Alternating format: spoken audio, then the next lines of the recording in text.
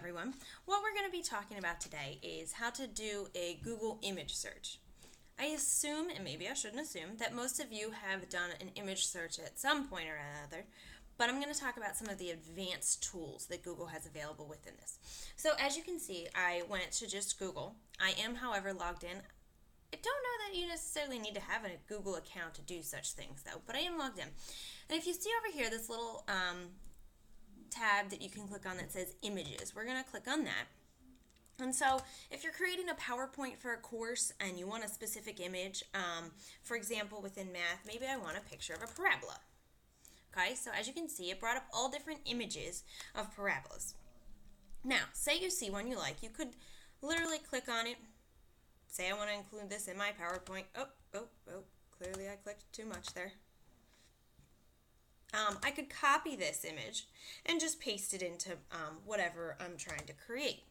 But say this doesn't necessarily have what I want, and I want to kind of narrow down my search a little bit.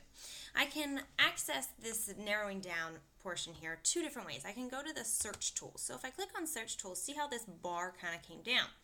I can pick what size I want the image to be. So say I want only large images. Okay, see how it took some of the results away. I could get only icon.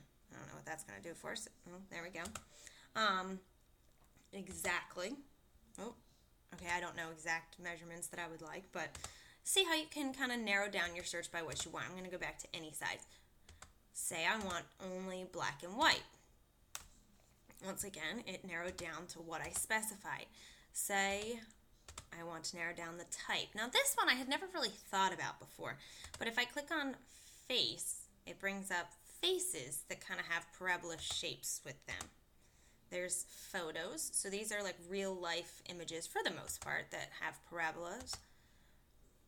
Clip art, line drawing, animated. So that's a cool feature that I had never really known existed before. You can also look at the time, not that I don't know that that really matters, but things that have been put up within the past 24 hours. Usage rights is important if you're going to be using it. You want to make sure there aren't any like copyright issues going on. Okay.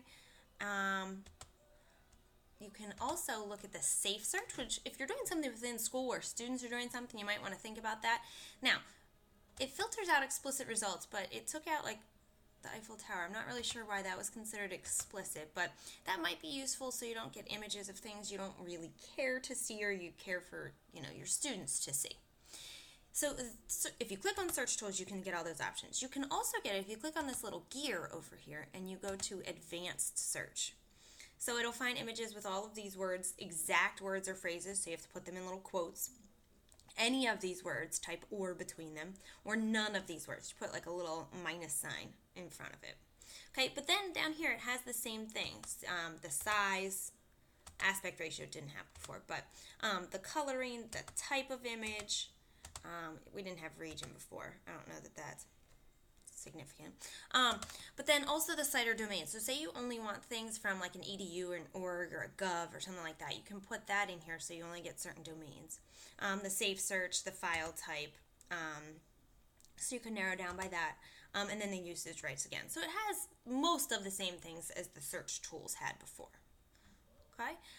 So if we go back, if we do another search, just to show you a second example here. Okay, once again, I could narrow down everything in here. Okay, I use Google Images a lot if I'm creating something for the students and I want a visual representation. I think in math, we like to see things visually a lot. So I use this a lot. And this is a cool feature that can help narrow down what we're looking for. So if you have any questions or you need any further help, please contact me. I hope this was a nice, helpful introduction to Google Images.